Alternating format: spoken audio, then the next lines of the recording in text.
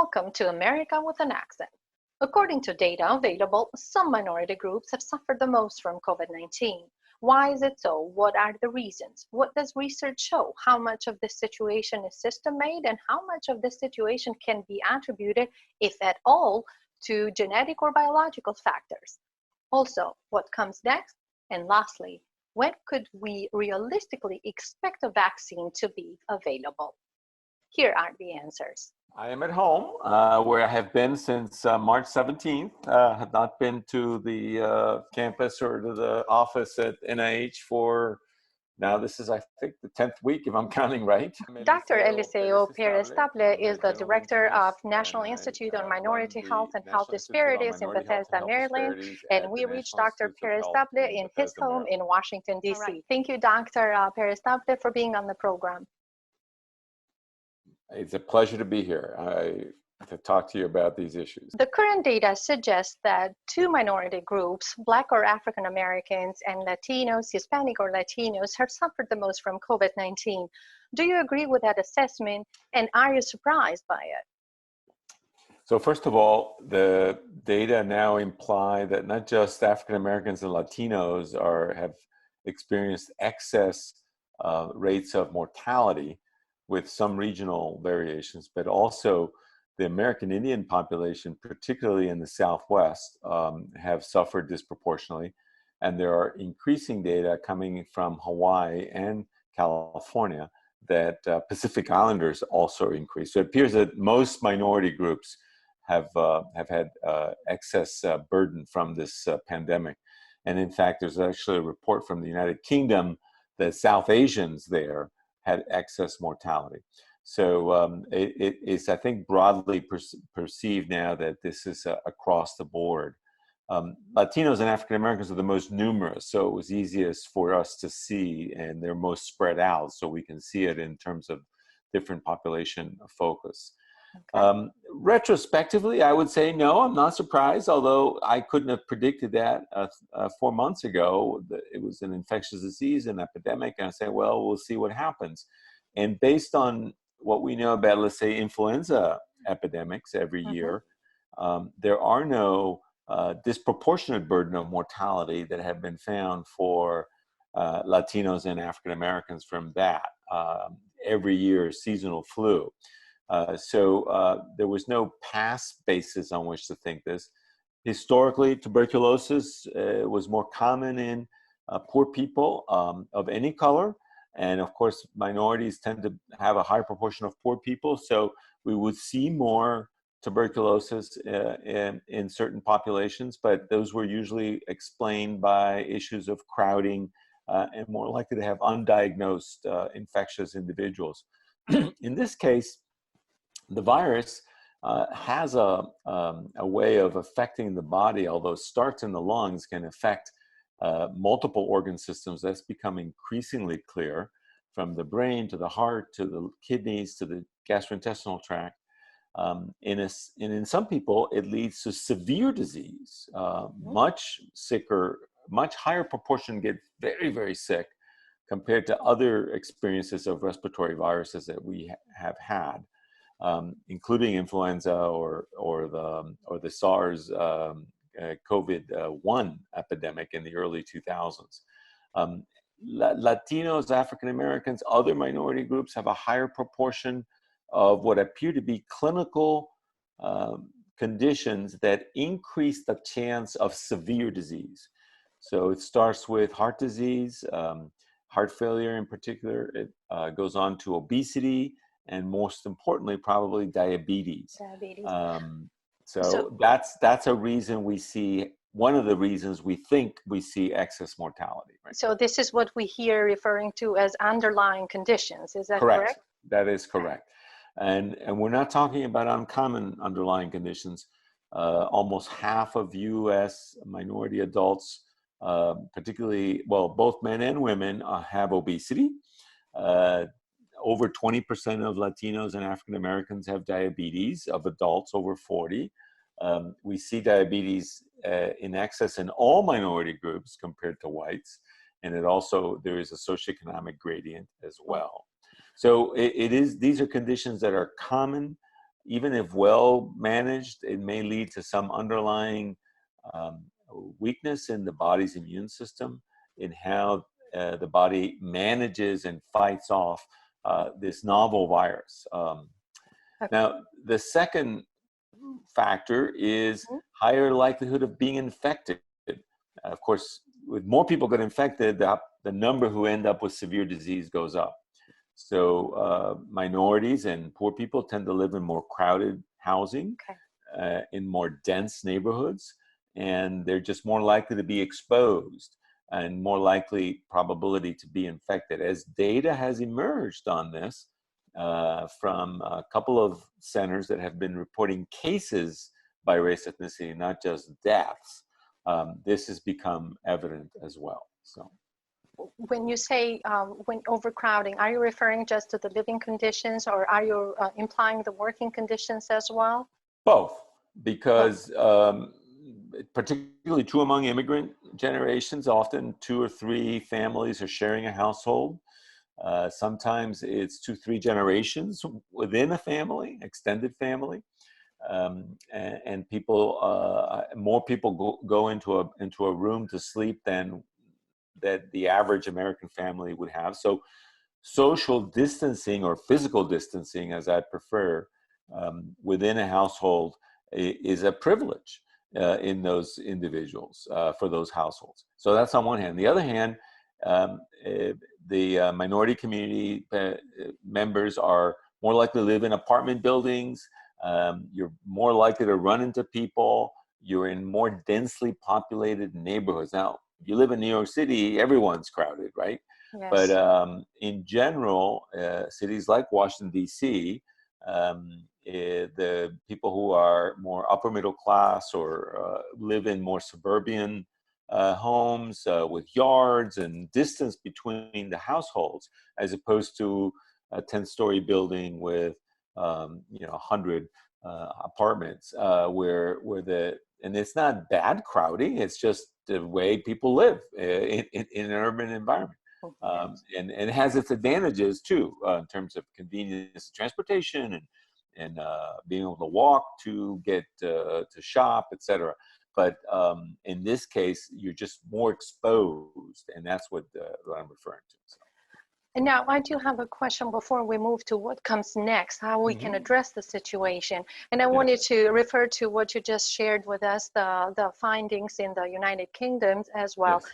How much of this situation was system-made, and how much of this situation can be attributed to genetic or biological factors?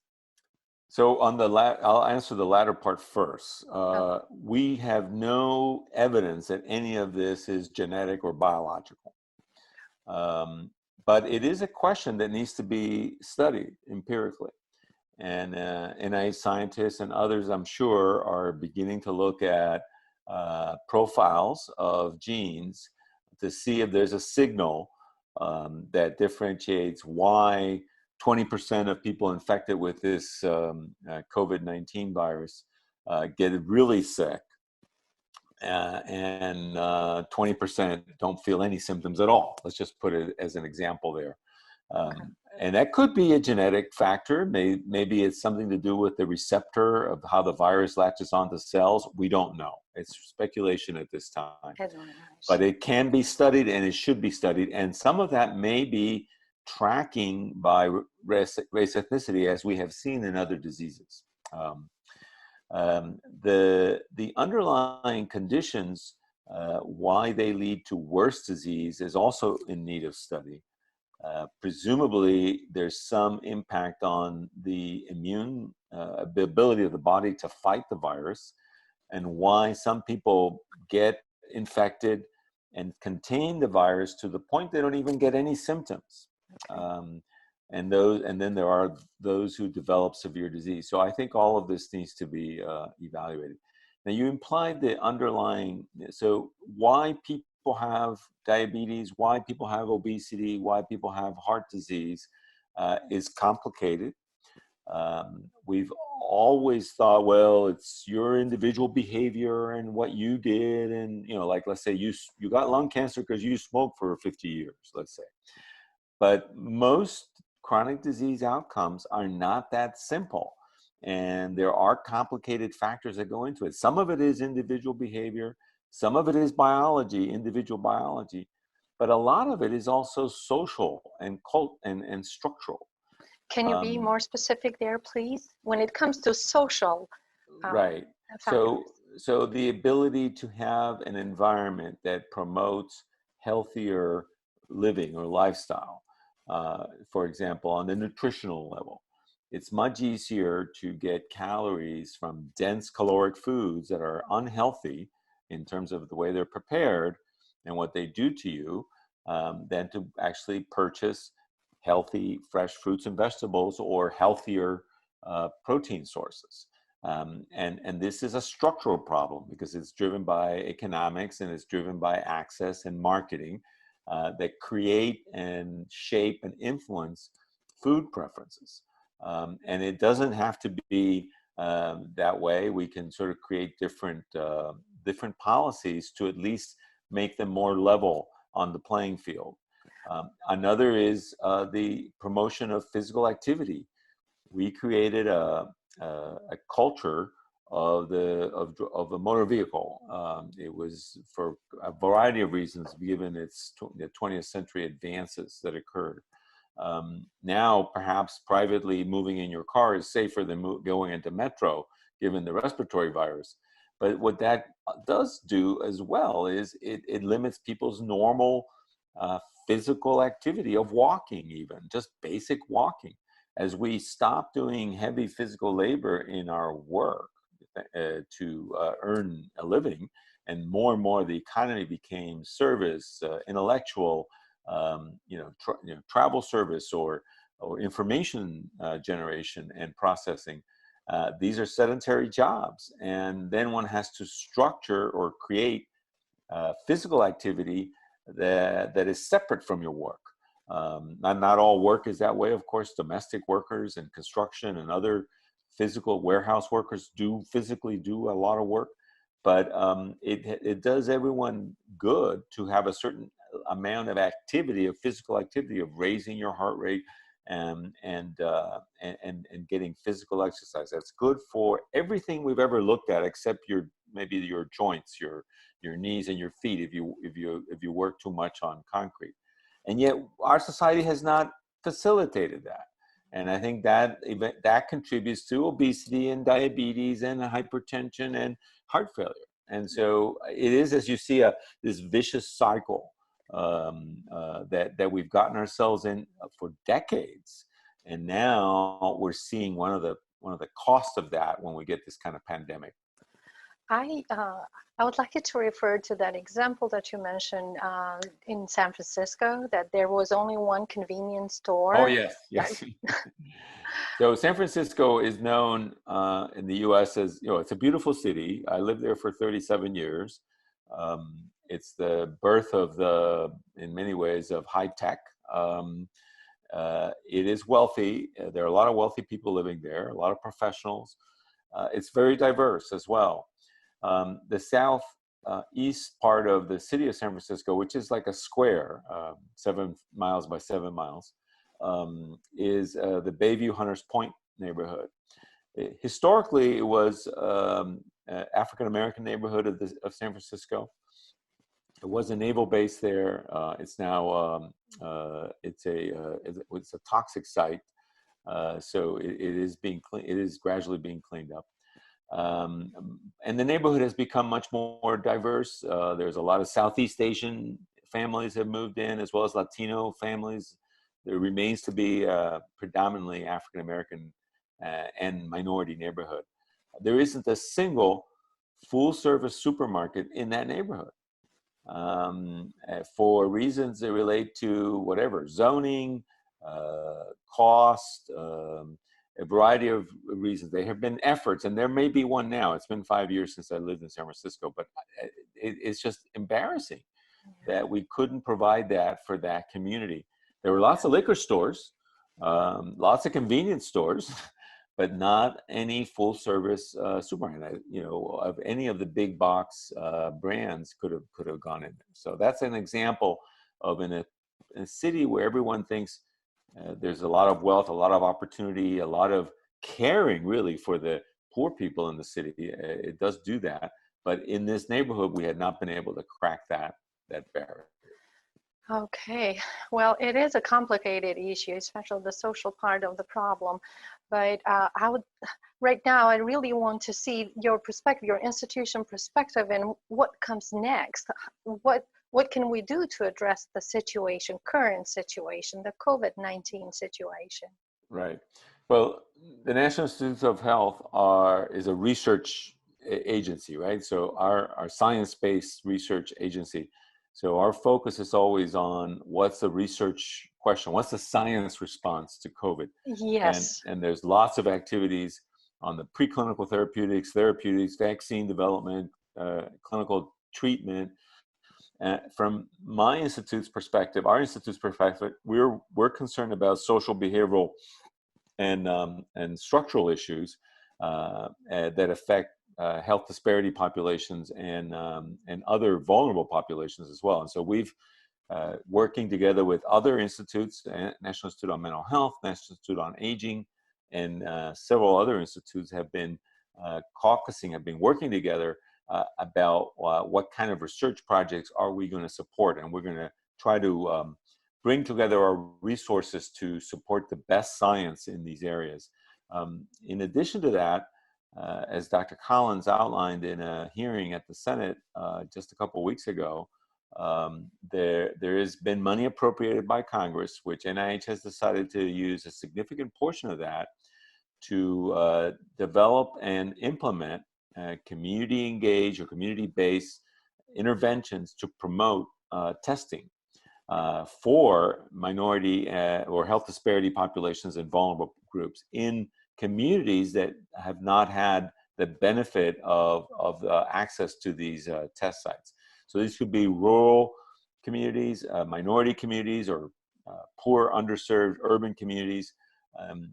And we're working on what that's going to look like now, as we expect the technology to continue to improve, and that point of care testing for viral nucleic acid, so the actual viral test, will continue to get better, so that we can make sure that we use that strategically in containment of this pandemic, given that I think the physical distancing guidelines that we have implemented, the benefit is it flattened the curve, it's keeping the surge from happening, but now we need to do more to be able to further contain community transmission until we have a vaccine.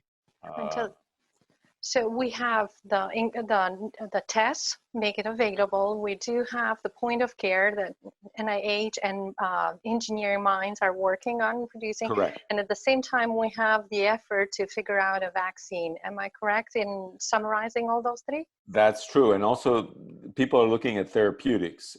So what drugs might be good for the really sick people who are dying?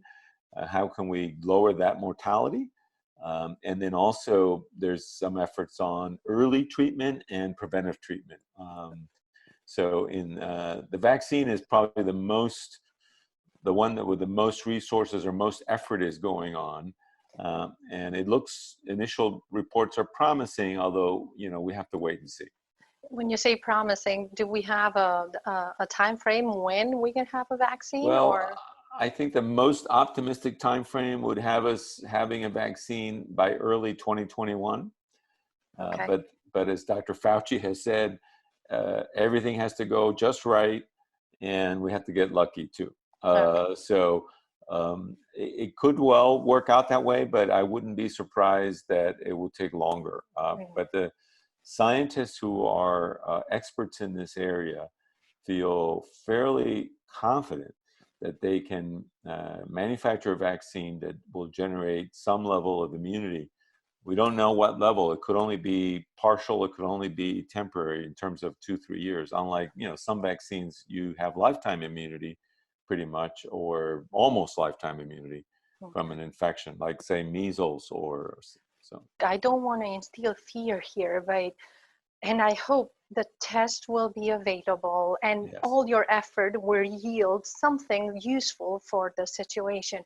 But what if we don't get lucky and we don't have anything by the fall and there is an anticipation that the virus may return? Should we prepare for this amount of death again among minority groups? I think we need to prepare for a second wave of infection in the fall, mostly because in the winter people congregate more, and also there's going to be circulating influenza, which will potentially weaken some respiratory systems in individuals, and people will get sick from influenza. And some will think, well, it's maybe COVID, maybe not, maybe it's, so we'll need to sort that out. We should anticipate that there will be more problems in the fall. If we don't face that, then, you know, we'll be good, but we should anticipate it. We should be prepared. We've seen what happens when we're not. And I think we should know better, and we should be prepared for that. The flu season traditionally begins in November. We sort of try to get everyone immunized in October, November, but it doesn't usually peak until, you know, December, January is when we see the worst effects of it. So I think we should plan this with that timeline, and hopefully we'll have a vaccine. But you know, we can't count on it yet. Exactly. All right, let's hope it's going the way that you're thinking. And before I let you go, there is one more topic that I would like to touch. At Sure. this point, do you have available data on how many members of community or minority groups have been infected or contracted the virus, and how many have lost their lives to the virus? Right. I don't have those national statistics available to me yet. I mean, they're still being sorted out. What we have is regional or local data that indicate a disproportionate burden. So it would write. I don't know exact numbers, and there's a lot of missing information on certainly from the early months, early weeks of the pandemic on race ethnicity. So Yeah. I, Why do we have this lack of available data, Dr. Paris? well, I think, you know, to put myself in the setting of a clinical entity dealing with a new disease that was highly infectious, and then clinicians in the hospitals are the ones who had to complete reports and send them into the health department, to the CDC, and people may have just overlooked some of the details in the early reporting.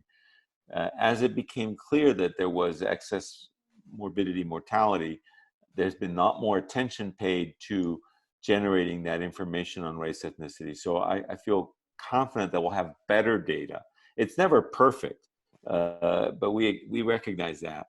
But it should be better than it is now, and it usually is. It's just that there's done over more time, and everything here is, you know, it's been less than 3 months since the pandemic sort of appeared with full force in the United States.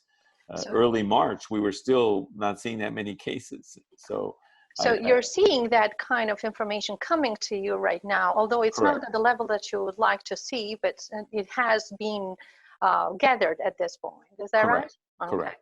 Okay. Yes. Now, I do have an observation, and this is just my observation. Okay. I was reading about the numbers, and the United States of America has 1.5 million confirmed cases, according to Johns Hopkins, by far the highest number of deaths in the world. Right. And then we have President Trump coming out and taking anti-malarial drug, and I'm confused. From a citizen point of view, I'm confused. Why are we in this situation? Well, I wouldn't recommend that anyone take unproven therapies. I think the president or anyone can make that decision on their own in consultation with their physician, and they can assess the risks and benefits. People do this all the time. You know, people take unproven therapies, over the counter, alternative therapies that are not considered drugs and therefore don't go through FDA processes to to prove that they're effective or efficacious in treating something. I do think that we could have done better preparation for this. I think there's complex number of factors that influence what happened. I think some states have done a lot better job than others, and we can see, for example, both in the state of Ohio or the state of California or even New York after the surge, have really addressed this head on in a systematic way, in a more coordinated way. But there has not been, the United States is what it is, a very complex country with 50 different states, and it is not used to a uniform approach to these kinds of responses from a central government. It would have taken a big effort on the part of the federal government to do that. Oh. All right, complicated issue. Yes, very complicated. Well, thank you so much, Dr. Perez-Tapia, for your time. Thank you for having me. All right.